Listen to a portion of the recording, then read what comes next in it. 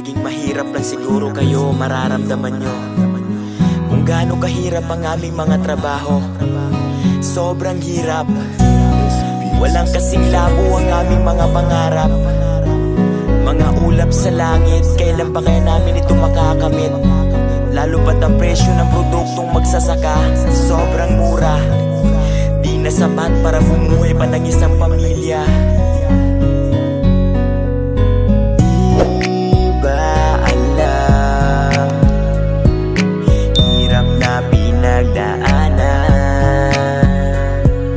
Presyo, tingnan nyo,